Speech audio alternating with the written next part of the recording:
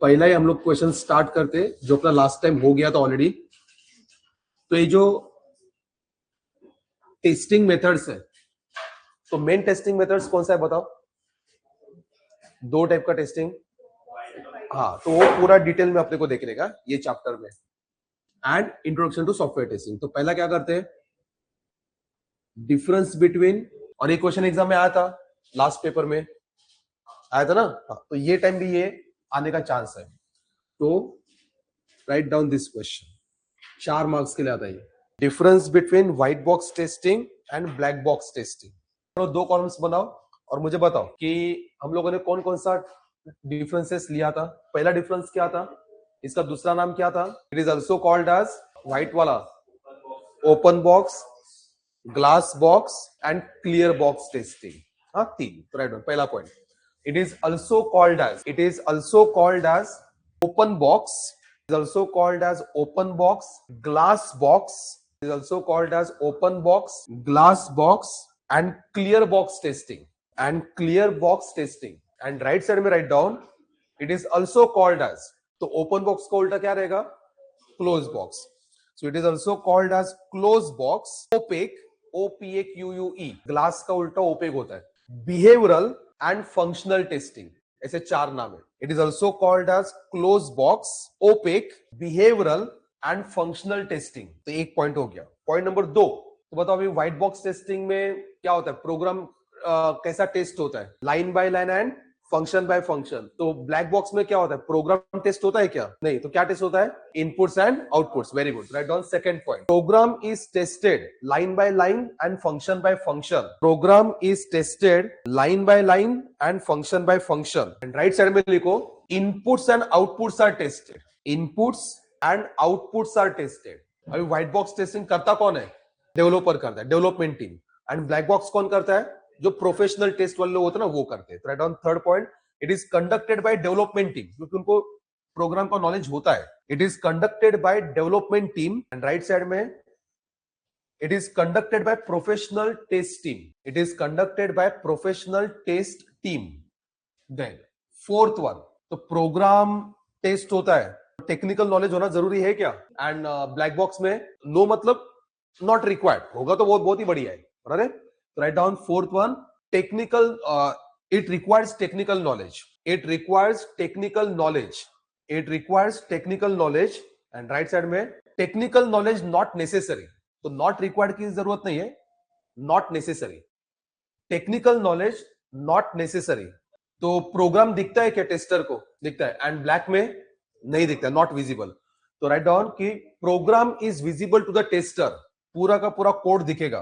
Programme is visible to the tester. Program is not visible to the tester. Program दिखेगा ही नहीं। Program is not visible to the tester. Then clear है? 5 6 graphical representation.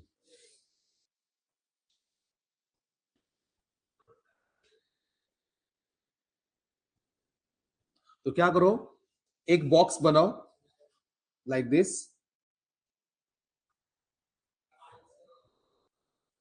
और ये box के अंदर है सॉफ्टवेयर। तो इधर से input, these are the events, requirements, और यहां से आएगा आउटपुट। तो सॉफ्टवेयर इज विजिबल बॉक्स के अंदर। तो this is the graphical representation for white box testing. Then अभी राइट साइड में क्या करोगे? सेम डायग्राम, लेकिन ये जो बॉक्स है ना, इसको शेडेड करो कि software is not visible to the tester. Same diagram उधर, लेकिन क्या करने का? बॉक्स को शेडेड करने का। अभी बुक में कैसा दिया है, यहां पे ना एक ऐसा बल्ब जैसा भी शो किया है, तो आपको बल्ब वगैरह कुछ ड्रॉ करने की जरूरत नहीं है। यहाँ पे बॉक्स को क्या करो? शेडेड करो। बल्ब, इधर बल्ब जलता हुआ है एंड उधर बुझता हुआ है, तो वो मत करो, जाने दो। बॉक्स परफॉर्मेंस चेक कर सकता हूं ब्लैक बॉक्स में। इसमें परफॉर्मेंस चेक नहीं होता है। इसमें क्या होता है? जस्ट आप लोगों के प्रोग्राम में कहां पे एरर है वही चेक होगा, लेकिन मुझे 1 मिनट में आउटपुट मिलता है या 1 सेकंड में मिलता है, वो इधर पता चलेगा। It is not possible to check the performance of a software, इसमें पॉसिबल है। Right down seventh one, it is not possible to test, it is not possible to test performance of a software, it is not possible to test performance of a software। Right side में लिखो, it is possible to test performance of a software, it is not possible to test performance of a software, it is possible to test performance of a software। then कितने point 7। Point number 8, कौन से testing को ज्यादा time लगेगा? White को ज्यादा लगता है, क्योंकि एक एक लाइन को करना पड़ता है, अपने को टेस्ट करना पड़ता है। एंड प्रोग्राम का लेंथ अगर बहुत ज्यादा होगा तो और भी टाइम ज्यादा लगेगा। Right down 8.1, it requires more testing time, it requires more testing time. And right side में लिखो, it requires less testing time. Then point number कितना, in write down types.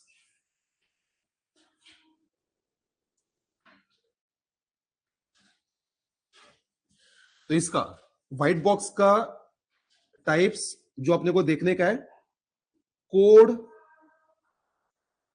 Complexity testing. ये कोड का complexity क्या है? Code complexity testing. Then code coverage testing. फिर code coverage के 4 types देखने का है, code complexity testing, code coverage testing. उसके बाद inspection, walk through and review. तो ये सब व्हाइट बॉक्स टेस्टिंग के टाइप्स है। Code complexity testing, code coverage testing, inspection, walk through and review. ये सारे अपने को देखने का है टेस्टिंग मेथड में। और इसका टाइप इक्विवेलेंस पार्टीशनिंग, 4 मार्क्स का अलग से ही आता है। देन बाउंड्री वैल्यू एनालिसिस, ये भी 4 मार्क्स के लिए सेपरेटली। रिक्वायरमेंट बेस्ड टेस्टिंग, ये भी 4 मार्क्स के लिए अलग से। तो ये सारे टेस्टिंग अपने को डिटेल में देखने का ये वाले चैप्टर में। White box and black box. कौन सा वाला? ये walk through, WALK, walk through.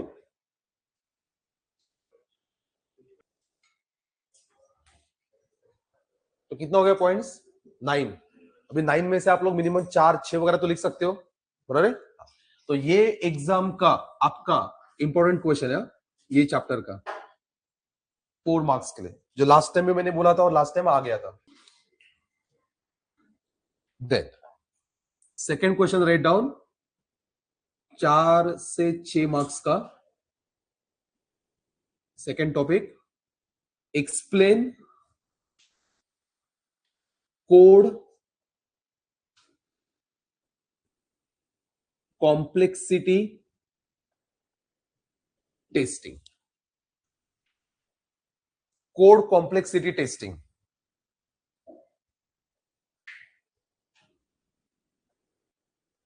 दादा मला सांगा, कोड कॉम्प्लेक्सिटी टेस्टिंग ये कौन से टेस्टिंग का टाइप है? व्हाइट या ब्लैक? व्हाइट। और क्या करता है वो, क्या फाइंड आउट करता है? कोड कितना कॉम्प्लेक्स है, मतलब लो कॉम्प्लेक्स है, मीडियम कॉम्प्लेक्स है या हाई कॉम्प्लेक्स है, बराबर? और इसका थोड़ा सा मैथमेटिकल पार्ट है अगर अपने को सॉल्व करने का इसको। ओके, तो पहला point write down, first point कि it is a type of white box testing. It is a type of white box testing. It is a type of white box testing which is used to find cyclomatic complexity. Which is used to find cyclomatic complexity of a software. Cyclomatic complexity of a software. तो क्या होता है, will see. Point number second, तर आपल्याला काय draw करायचं आहे? एक ग्राफ ड्रॉ करायचा आहे। त्या ग्राफला काय बोलतात? That graph is called edge flow graph. जैसा अपना फ्लो चार्ट होता है ना, वैसा इसमें फ्लो ग्राफ होता है. और ये फ्लो चार्ट का नोटेशन कौन कौन सा है? रेक्टेंगल, पैरेललोग्राम, देन डायमंड होता है ना, फिर और क्या होता है? कैप्सूल, मतलब ये स्टार्ट एंड स्टॉप के लिए. कनेक्टर होता है, सर्कल हम लोग करते हैं. डायग्राम अगर बड़ा होगा तो नेक्स्ट पेज में कनेक्टर होता है ना, वैसा. तो ये फ्लो ग्राफ के भी क्या नोटेशंस है, तो नोटेशंस देखेंगे, फिर ग्राफ देखेंगे, फिर उसका फॉर्मूलाज है एंड कैलकुलेट करेंगे. ओके, बाद में बताएंगे कि अगर कॉम्प्लेक्सिटी का वैल्यू 1 to 10 रहेगा तो क्या, 20 to 30 रहेगा तो क्या, 40 रहेगा तो क्या, मोर देन 40 रहेगा तो क्या. तो पता चलता है कि मेरा प्रोग्राम कॉम्प्लेक्स है या सिंपल है. तो दूसरा point write down. Second one, कि cyclomatic complexity can be calculated. Point two, cyclomatic complexity can be calculated by constructing a flow graph. By constructing a flow graph, that has following notations. तो एक एक करके notation write down. Notation number 1, the first notation is sequence. आपका programme के statement कैसा है? Sequence में है. तो उसका डायग्राम रहेगा like this, circle circle and so on. मतलब आपका प्रोग्राम का एक एक स्टेटमेंट, मतलब एक एक गोला, पहला स्टेटमेंट, दूसरा स्टेटमेंट, तीसरा स्टेटमेंट, ऐसे चलता जाएगा. तो आपके सर्कल भी कैसा होना चाहिए? सीक्वेंस में होना चाहिए. तो first one is sequence. Second one, if else.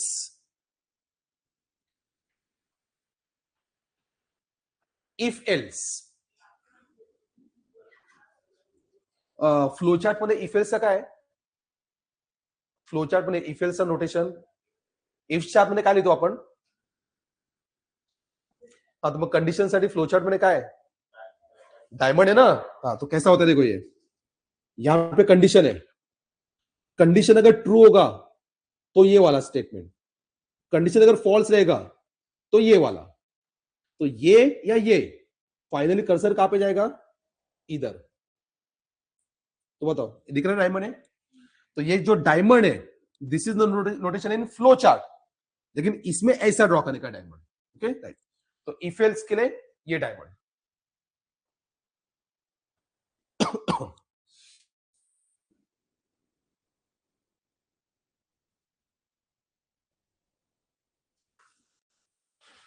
Then switch case. Multiple if else रहेगा तो उसका अल्टरनेटिव कौन सा होता है? स्विच केस होता है. तो यहां पे स्विच आ गया. Case number 1, case number 2, likewise default case. Case 1, case 2, default case, and finally आपका कर्सर जाएगा इधर, लाइक दिस. इसमें कैसा होता है? इसमें ट्रू और फॉल्स ही होता है ना.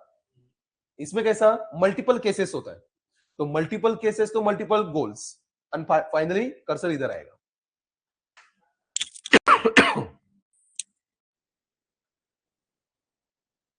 आता लूप म्हणजे काय? यहां पे स्टेटमेंट हो गया, यहां पे कंडीशन है. कंडीशन अगर ट्रू है तो एग्जीक्यूट दिस स्टेटमेंट. वापस कर्सर कहां पे आता है? वापस इधर आता है ना. देखो ये लूप हो गया. कंडीशन ट्रू, इधर जाओ, एग्जीक्यूट करो, वापस कर्सर इधर. मतलब ये स्टेटमेंट क्या होगा? आपका बार बार एग्जीक्यूट होगा. एंड जैसे आपको पता चलेगा कि आपका कंडीशन फॉल्स है तो लूप के बाहर और इधर. ये होता है लूप. तो ये नोटेशन है फ्लो ग्राफ के. एंड अभी हम लोग क्या करते हैं? ये यूज करके फ्लो ग्राफ बनाते हैं, एक सिंपल वाला.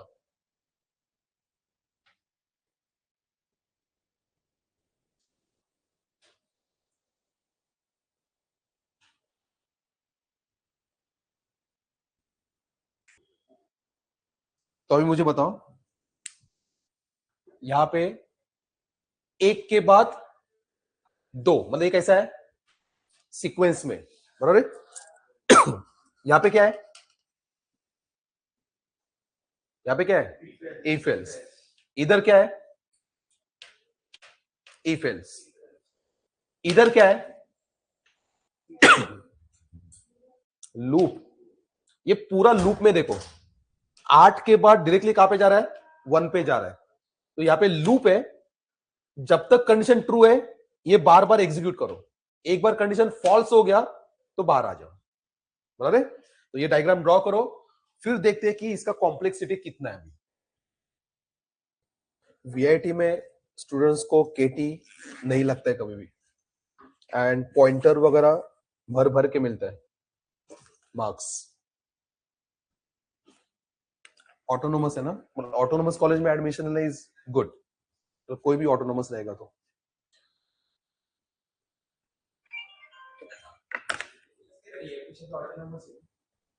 एपीच्या ऑटोनोमस नाही होत, आय थिंक नाही, एपीच्या नाही, इथे एपीच्या जी मुलं होती ना ऑटोनॉमस नाही होत.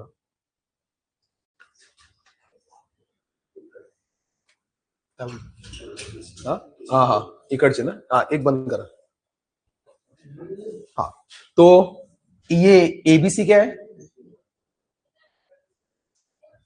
क्या है एबीसी, प्लस साइक्लोमेटिक कॉम्प्लेक्सिटी कैलकुलेट करने के 3 फॉर्मूलाज है, लेकिन तीनों फॉर्मूलाज का आंसर क्या आना चाहिए, सेम आता है.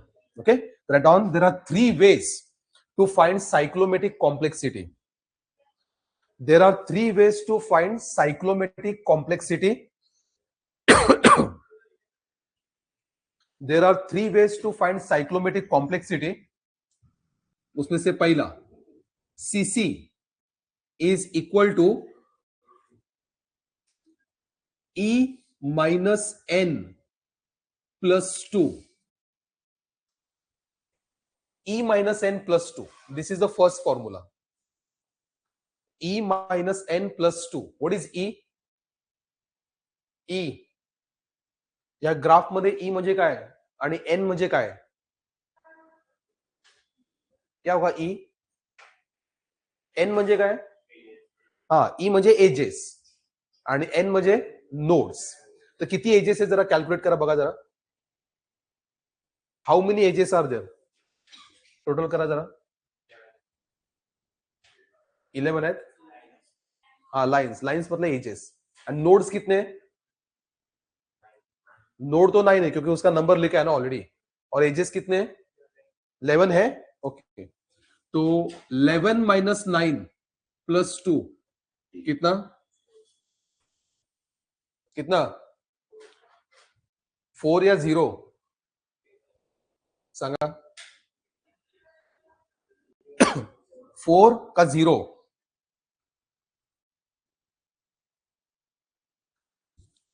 11 माइनस 9 2, 2 प्लस 2 4, पण 9 प्लस 2 11, 11 माइनस 11 0. आंसर किती 4. 9 प्लस 2 होत नाही कधी. हा, हे -9 प्लस 2 आहेत. मग -9 प्लस 2 आणि मग ते किती आहे ना -7 आणि मग ते 4 येतं आंसर, असं येते. तर आंसर इज 4. माइनस और प्लस का क्या होता है, प्रायोरिटी सेम है दोघांची. लेफ्ट टू राइट जाने का होता है, डेटा स्ट्रक्चर में शिकला होता ना आपण इनफिक्स टू पोस्टफिक्स कन्वर्जन मध्ये. 11 माइनस 9 प्लस 2 तो 4 आंसर आ गया. दूसरे फॉर्मूला का भी आंसर 4 ही आना चाहिए. तो second formula CC is equal to P plus 1. Cc is equal to P plus 1. Second formula. Where P म्हणजे काय, ओके तो लिखो उसके नीचे. Where P be the predicate node. Where P be the predicate node. Predicate, P-R-E-D-I-C-A-T-E. Predicate. Predicate म्हणजे काय, predicate म्हणजे condition. हा, आता मला सांगा याच्यामध्ये असे कोणते कोणते नोड आहेत जहां पे कंडीशन आता है, प्रेडिकेट है. कुठे कुठे कंडीशन येते, लूप मध्ये असते ना. तो ये जो 1 है ना 1, ये आपका P1 है, फर्स्ट प्रेडिकेट नोड. और कौन सा है 2, तो ये P2 है. और ये P3 है, तो P1 P2 P3, तो 3 नोड है, इस 3 + 1, क्या आंसर 4 आ गया। ओके, तो डायग्राम में लिखो आप P1 P2 P3 करके। P be the predicate node।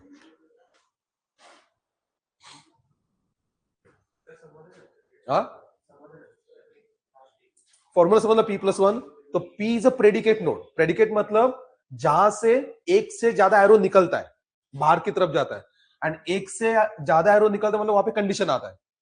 तो क्या पे देखो, 2 एरो निकला है ना, मतलब आउटगोइंग एरोज होना चाहिए, तो 2 एरोज है मतलब एक, 2 एरोज है मतलब दूसरा, 2 एरोज है मतलब तीसरा, और दो एरो आ रहा है, आना नहीं चाहिए, जाना चाहिए, तो उसको बोलते प्रेडिकेट नोड।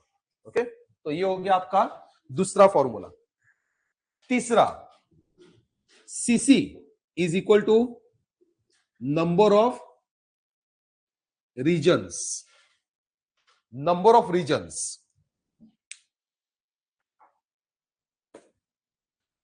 तो अभी हम लोग कौन से फ्लोर पे, अभी यहां पे ये फ्लोर नंबर कौन सा है, फर्स्ट। तो फर्स्ट फ्लोर मतलब आपका एक रीजन है। ओके, फर्स्ट फ्लोर मतलब कौन सा रीजन है, एक रीजन। फर्स्ट फ्लोर के अंदर क्या क्या है, वो एक क्लासरूम है, वो एक रीजन हो गया। आप लोग एक क्लासरूम में, ये दूसरा हो गया। फिर क्या है वहां पे, ऑफिस है, फिर बाथरूम है। तो किसको हम लोग रीजन बोलेंगे, ऐसा रीजन जिसका क्या होना चाहिए, क्लोज होना चाहिए। तो मला सांगा आता याच्यामध्ये कोणते कोणते रीजन्स आहेत, काय दिलं रे, हा, लेट आले, अरे बापरे, कौन कौन सा रीजन से मला सांगा पटकन।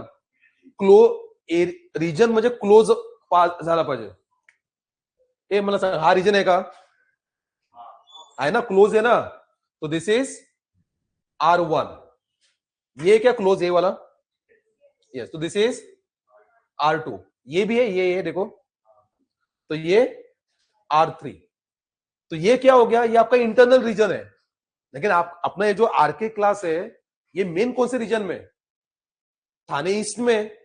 तो एक रीजन कौन सा होता है, outside region. So 3 internal and 1 external. तो ये R1 R2 R3 and R4, तो ये हो गया 4 regions.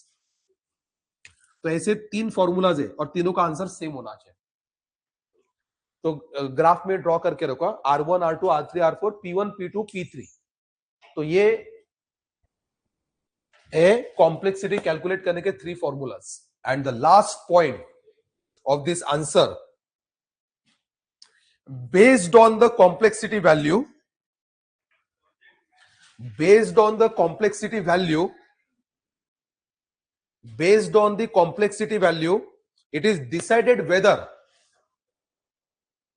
based on the complexity value, it is decided whether software is complex or not. It is decided whether software is complex or not. Writing speed थोड़ा सा increase करना पड़ेगा, जैसा software test engineering में बोला था मैंने। कॉम्प्लेक्सिटी और दूसरा इसका मीनिंग। मीनिंग के लिए अपने को थोड़ा सा ज्यादा जगह रखो। कॉम्प्लेक्सिटी जैसे ऐसा लिखने का 1 to 10, 11 to 20, देन 21 से लेके 40 एंड ग्रेटर देन 40, बस। और मीनिंग में अपने को थोड़ा सा ज्यादा स्पेस चाहिए। अगर आपका कॉम्प्लेक्सिटी, पहले का जो ग्राफ ड्रॉ किया था ना, उसका कॉम्प्लेक्सिटी कितना है, 4 था। 4 मतलब इसके अंदर आता है। अभी इसके अंदर आता है मतलब कैसा है सॉफ्टवेयर, सॉफ्टवेयर सिंपल है ना, क्योंकि 4 मतलब क्या है, एकदम कम है, इसके अंदर आता है। लेकिन जब इसके इसमें आएगा ग्रेटर देन 40, ऐसे सॉफ्टवेयर को हम लोग कितना भी ट्राई करेंगे, उसको क्या नहीं कर सकते, टेस्ट ही नहीं कर सकते, पॉसिबल ही नहीं है, इतना कॉम्प्लेक्स है वो। तो राइट ऑन 1 to 10 का मीनिंग लिखो, 1 to 10 का, कि वेल रिटन कोड, बहुत बढ़िया प्रोग्राम लिखा है, well written code, written, well written code, testability is high. Well written code, testability is high. Testability high का मतलब होता है हम लोग उसको इजीली टेस्ट कर सकते हैं। Testability is high, cost to maintain, cost to maintain is, बोलो कम या ज्यादा? कम। Cost to maintain is low, cost to maintain is low. अगर कॉम्प्लेक्सिटी 11 to 20 में आता है तो सॉफ्टवेयर कैसा है? सिंपल भी नहीं है और कॉम्प्लेक्स भी नहीं है, तो कैसा है? Moderately complex. तो सेकंड में लिखो मॉडरेटली कॉम्प्लेक्स। कॉम्प्लेक्सिटी मॉडरेट है, moderately complex. Testability is, testability is काय लिहिले तिकडे? टेस्टेबिलिटी इज पहले में हाई, तो टेस्टेबिलिटी इज मीडियम। तो testability is medium and cost to maintain is medium. Cost to maintain is medium. Now 21 से 40 now, very complex, very complex, very complex. Testability is लो, मतलब कर सकते हैं टेस्ट लेकिन ज्यादा एफर्ट लेना पड़ेगा। Testability is low, cost to maintain is, cost to maintain is high, cost to maintain is high, and last में greater than 40 not testable, कर ही नहीं सकते हम लोग इसको test, not testable, any amount of money, उसके आगे any amount of money, कितना भी पैसा लगा उसमें, any amount of money or effort, any amount of money or effort may not be enough, may not be enough.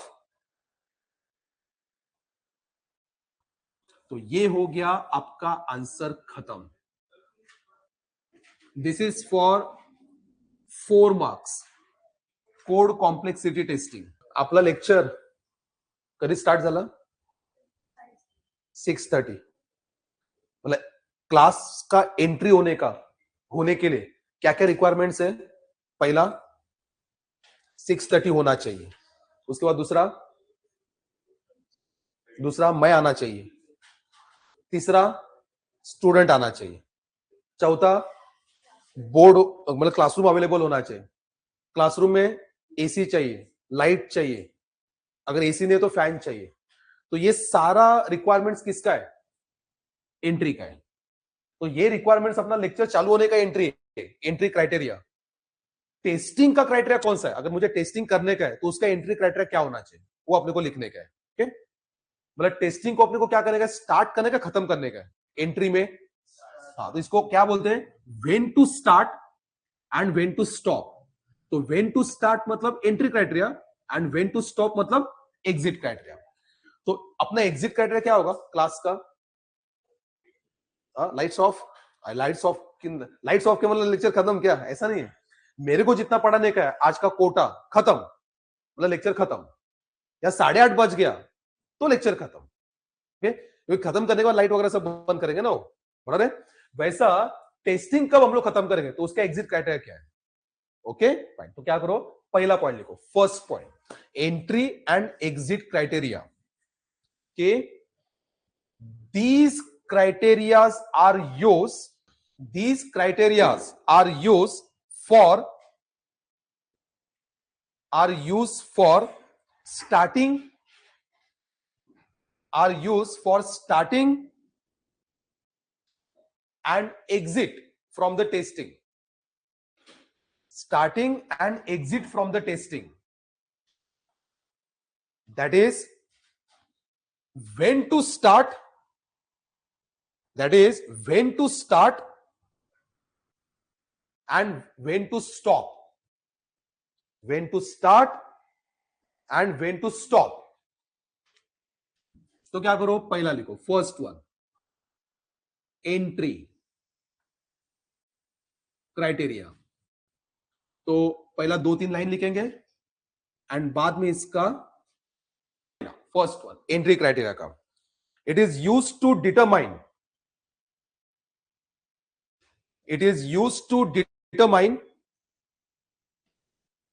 it is used to determine when test activity, it is used to determine when test activity should start, it is used to determine when test activity should start. It also includes, it also includes, it also includes when test design, when test design or test execution, when test design or test execution is to be start, is ready to be start, ऐसा या is to be start या is ready to be start, is ready to be start. तो मुझे बताओ ये entry में लिखा, अब ये दो स्टेटमेंट को हम लोग एग्जिट में कैसा लिखेंगे? एग्जिट क्राइटेरिया में it is used to determine when test activity should stop, okay, and it also includes when test design or test execution is should be stop, ready नहीं लिखने का, should be stop, right? And now write on इसका requirements. पहला requirement, तो requirements लिखो and एक एक करके लिखो, नहीं वो एग्जिट में लिखेंगे बाद में. तो पहला रिक्वायरमेंट लिखो, वेरीफाई वेदर, मुझे टेस्टिंग स्टार्ट करने का है तो मुझे चेक करना पड़ेगा, verify whether testable code is available. मैं लेक्चर लेने के लिए पहला मैं चेक करूंगा कि आप लोग आए हैं क्या, तो जाके मैं टेस्ट मतलब सिखाना स्टार्ट करूंगा ना. स्टूडेंट ही नहीं, मैं पढ़ाऊंगा किसको? तो कोड होना चाहिए जिसको टेस्ट करने का है, ओके, तो स्टूडेंट होना चाहिए पढ़ाने के लिए. तो verify whether testable code is available. दूसरा सेकेंड वन, तो भी आप लोग कहां पे आते हो? क्लासरूम के अंदर आते हो. तो क्लासरूम के अंदर है तो मतलब ये क्लासरूम क्या है? जहां पे स्टूडेंट बैठते, मतलब क्या है वो? एनवायरमेंट है. वैसा अगर मुझे कोड को टेस्ट करने का है तो कोड के लिए क्या होना चाहिए?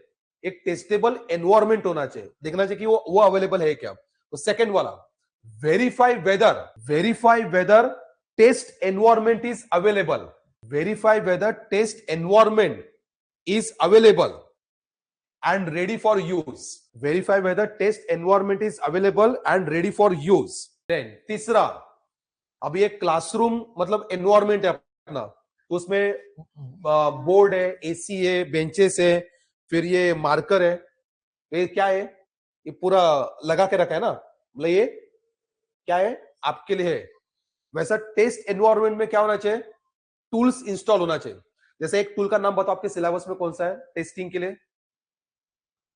आपको टेस्टिंग करने के लिए सिलेबस में टूल है जो यूज करने का आप लोगों को प्रोग्राम टेस्ट करने के लिए, सेलेनियम. हाँ, तो ऐसे वो 2 मार्क्स का क्वेश्चन है, आता है क्वेश्चन नंबर 1 में, लिस्ट द टेस्टिंग टूल्स. तो सेलेनियम है, क्यूटीपी है, तो ऐसे टूल्स को जस्ट अपने को लिस्ट करने का है. तो वैसे एक टूल का नाम क्या है? सेलेनियम. तो तीसरा पॉइंट लिखो कि verify whether testing tools, verify whether testing tools install in the environment, testing tools install in the environment. And the last criteria, समजा मी ऍडिशन ऑफ 2 नंबर्स घेतला, तो ऍडिशन ऑफ 2 नंबर्स म्हणजे काय? 2 नंबर म्हणजे काय? 2 नंबर म्हणजे इनपुट आहे आणि आपल्याला आउटपुट काय भेटेल? सम भेटेल, म्हणजे ऍडिशन भेटेल. हे काय आहे? त्या प्रोग्रामला आपण काय करतो? पास करतो आणि प्रोग्रामला काहीतरी देतो. मग प्रोग्रामला काय पास करायचंय ते पण माझ्याकडे पाहिजे ना. म्हणजे आज मला तुम्हाला शिकवायचंय, मग काय शिकवायचंय ते तर मला माहित पाहिजे, नाही तर मी काय करणार? मी चालू करणार operating system, but that is not useful ना फॉर यू नाव. तर काय पाहिजे? टेस्टेबल डेटा माझ्याकडे अवेलेबल पाहिजे ज्याला मी टेस्ट करू शकतो. The last one is verify whether testable data is available. डेटाच नाहीये तर मी टेस्ट कसं करणार? Verify whether testable data is available. और ये सब अगर है तो मैं मेरा टेस्टिंग स्टार्ट करूंगा अभी. Entry criteria. ओके, तो कितनी मार्क्स झाले तुमचे? ये 2 मार्क्स हो गया आपका. और अगर 2 मार्क्स के लिए अगर आएगा तो फिर एक ही मार्क्स हो गया. तो क्या करने का, रिक्वायरमेंट थोड़ा सा फिर आप लोग कम करो, फिर 2 ही लिखो. Okay, it depends. And now right down second one, exit criteria. एक फर्स्ट रिक्वायरमेंट्स. आपला क्वेश्चन नंबर किती आहे रातचा? सेकंडच आहे का? थर्ड आहे? पहिला कोणता झालं? ओके, हा डिफरन्स झाला ना. बरोबर, डिफरन्स आणि हा तिसरा आहे. मग समजा मला आज 5 क्वेश्चन घ्यायचे, म्हणजे काय झालं, माझा काय होता आज टार्गेट होता 5 क्वेश्चन घ्यायचा, संपला, खत्म लेक्चर. ओके, इसलिए तो इसका रिक्वायरमेंट क्या है कि verify whether, first requirement, verify whether all planned test cases are executed. Verify whether all planned test cases, जो भी मैंने आज प्लान किया था ना वो सब सारा खत्म हो गया. Verify whether all planned test cases are executed. Then second one, verify whether level of requirements, customer का जितना रिक्वायरमेंट्स है वो सेटिस्फाई हो गया. Verify whether level of requirements coverage, whether level of requirements coverage have been satisfied. Customer का requirement level satisfy हो गया तो आगे टेस्टिंग नहीं करने का. Verify whether level of requirements coverage have been satisfied. Then तीसरा, जितना रिस्की एरिया है वो भी चेक करके हो गया. ओके, तो verify whether all high risk areas, verify whether all high risk areas, verify whether all high risk areas are completely tested. Verify whether all high risk areas are completely tested. And last में verify whether there are no critical or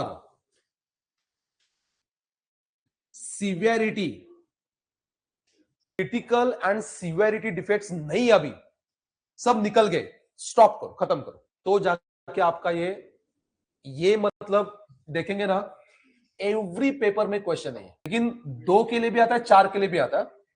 entry and exit criteria question number 1 में भी पूछा है and बाकी जगह पे भी पूछा है. तो ये आपको 2 मार्क्स देके ही जाएगा. क्वेश्चन नंबर कितना? 4, ये 2 मार्क्स का.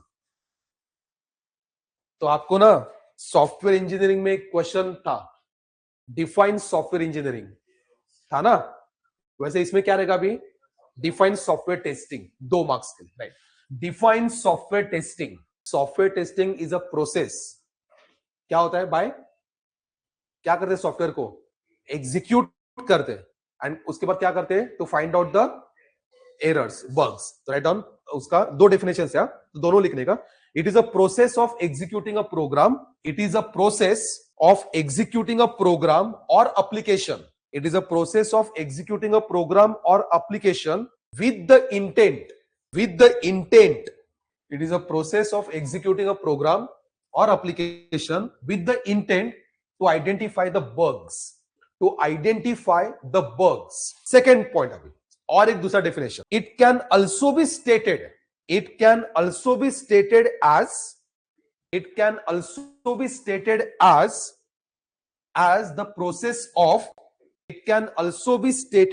the process of verifying and validating. Process of verifying and validating. That verifying and validating that a software meet, verifying and validating that a software meet, MEET, meet business and technical requirements. Business and technical requirements. Business and technical requirements. खत्म. तो verify करने का, validate करने का कि वो satisfy करता है क्या नहीं है, तो उसको क्या बोलते हैं? Software testing. ओके, तो ये दोनों डेफिनेशन लिखने का कितना मार्क्स के लिए? 2 मार्क्स के लिए. खत्म. तो ये हो गया आपका सॉफ्टवेयर टेस्टिंग क्या होता है.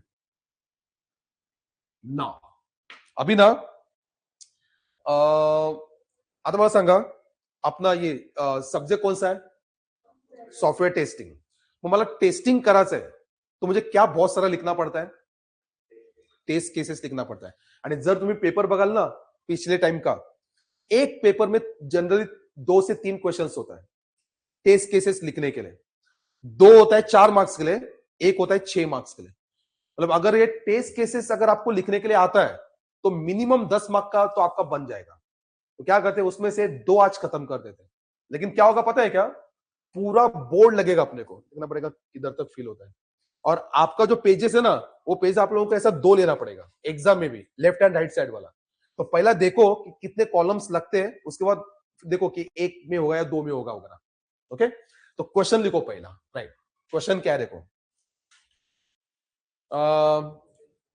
4 मार्क्स के लिए होगा तो मिनिमम 4 लिखना पड़ता है हम लोग क्या करेंगे एक का 2 एक्स्ट्रा लिखेंगे एग्जाम में वैसा right test cases for MSBT login page write test cases for MSBT login page तो अभी लॉगिन पेज कैसा होता है तो समझो ये अपना वेब पेज है उसमें पहला क्या रहेगा यूजर नेम के बाद क्या होता है पासवर्ड और यहां पे एक कैप्चा जाने दो क्या करेंगे हम लोग लॉगिन तो ये जो है ना ये किसने बनाया ये डेवलपर ने बनाया अब ये डेवलपर ने बनाने के बाद ये जाएगा किसके पास टेस्टर के पास जाने के बाद क्या करेगा वो कुछ भी एंटर नहीं करेगा और लॉगिन क्लिक करेगा तो क्या होना चाहिए वो MSBT का साइट ओपन होना चाहिए अगर होगा तो उसने कोडिंग बराबर नहीं किया मतलब एरर आ गया ना तो क्या आना चाहिए लॉगिन क्लिक करने के बाद user name and password fields can not be empty बराबर ये पहला टेस्ट केस हो गया फिर क्या करेंगे हम लोग यूजर नेम हम लोग गलत डालेंगे ये सही डालेंगे तो भी आना चाहिए यूजर नेम पासवर्ड इनवैलिड फिर क्या करेंगे ये सही डालेंगे ये गलत डालेंगे दोनों गलत डालेंगे दोनों सही डालेंगे और 3 बार गलत डालेंगे तो हो गया ना 5-6 टेस्ट केसेस तो ऐसा अपने को क्या करने का टेस्ट करने का ओके कभी कभी क्या बोला है एक लाइन दिया है वैसा कि write the test cases for MSBT login page या consider the following web page मतलब ये write the test case to validate above web page मतलब सेम लॉगिन ही हो गया ना ये ओके तो ये भी बना के रखो नहीं भी देंगे ना लॉगिन पेज तो लॉगिन पेज पहला बनाओ एंड उसके बाद हम लोग क्या करेंगे उसके लिए टेस्ट केसेस प्रिपेयर करते हैं क्या बोलता है मैं एक काम करा बोर्ड जरा जास्त कव्हर करतो उसका तर आता मला ना थोड़ा बोर्ड जास्त लागणार आहे test case ID this is first column test case थोड़ा सा ज्यादा लेते हैं देन टेस्टर का नाम हम लोग इनिशियल लिखेंगे फिर स्टार्ट डेट कब स्टार्ट किया एंड डेट ड्यूरेशन के बाद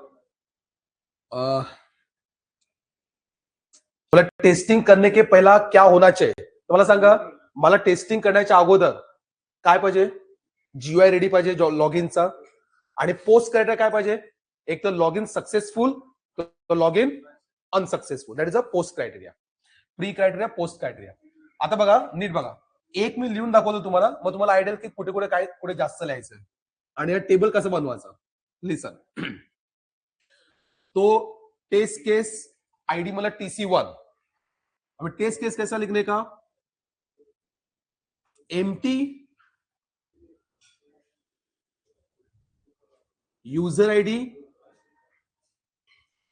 एंड पासवर्ड तो यूजर ID एंड पासवर्ड ये दोनों को क्या करो एम्प्टी रखने का that is a test case अभी टेस्टर का नाम तो टेस्टर का नाम लेते हैं latest tech SPT first name middle name last name start date आजची डेट काय 7 तो 7 7/1/26 7/1/26 सेम डेट, क्योंकि लॉगिन का पेज टेस्ट करने का तो एक दिन में आराम से होता है, तो ड्यूरेशन कितना, तो 1 डे।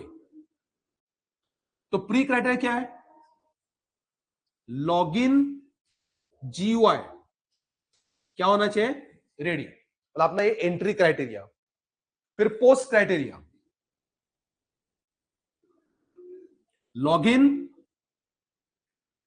वैलिड और इनवैलिड, ये आपला पोस्ट क्राइटेरिया। आता मला सगळं इनपुट काय, ते इनपुट काय येणार, UID is equal to empty, password is empty, तो user ID empty, password empty. Expected output काय येणार, display UID and password cannot be empty, same thing इधर, म्हणजे हा मला एक्सपेक्टेड आहे, ऍक्च्युअल मध्ये पण हे झालं पाहिजे ना। अगर expected output both are same तो क्या होगा, स्टेटस क्या होगा, वेरी गुड, पास। और अगर मिसमैच हो गया तो फेल। तो अभी ये ऐसा अपने को लिखने का है, म्हणजे ये एक लाइन लिहायला किती मार्क्स है, 1 मार्क है। ऐसा एनी 4 टेस्ट केसेस लिखने का 4 मार्क्स का है।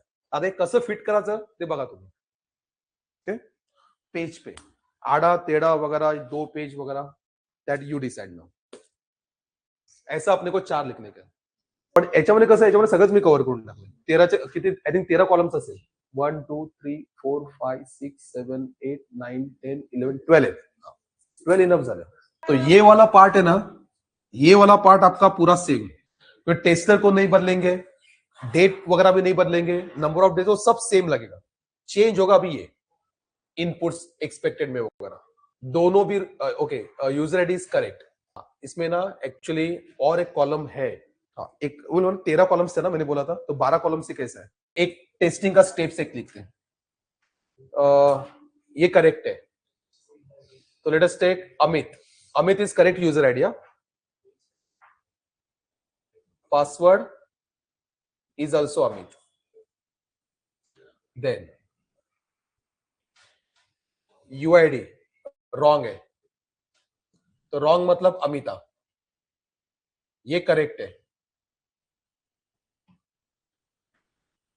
अमित 1 2 3, UID अमिता, पासवर्ड भी रॉन्ग है,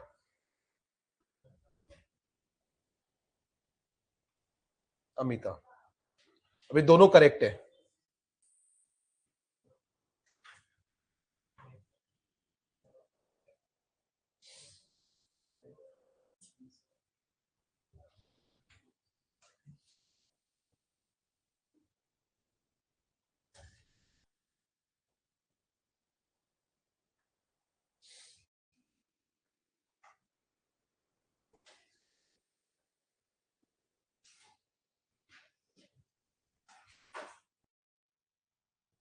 अभी लिखते हैं 3 टाइम्स,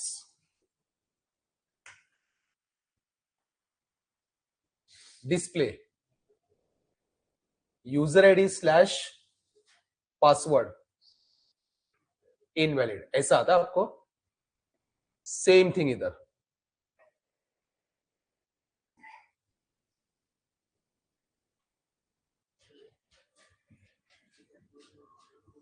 टेस्टिंग स्टेप्स, पहला enter, okay, keep UID and password empty. Second, click on login, इसका एक, enter correct UID, second enter wrong password, 3 click on login. तो ऐसा हर एक के लिए अपने को स्टेप्स लिखने का है, तो जाके ये 4 मार्क्स का है। अभी मैंने तो 6 लिखा है, मिनिमम 4 चाहिए अपने को। ऐसा अपने को मिनिमम 2 क्वेश्चन तो आता है, ज्यादा से ज्यादा 3 क्वेश्चन आएगा आपका टेस्ट केसेस लिखने के लिए। Difference between expected and actual output,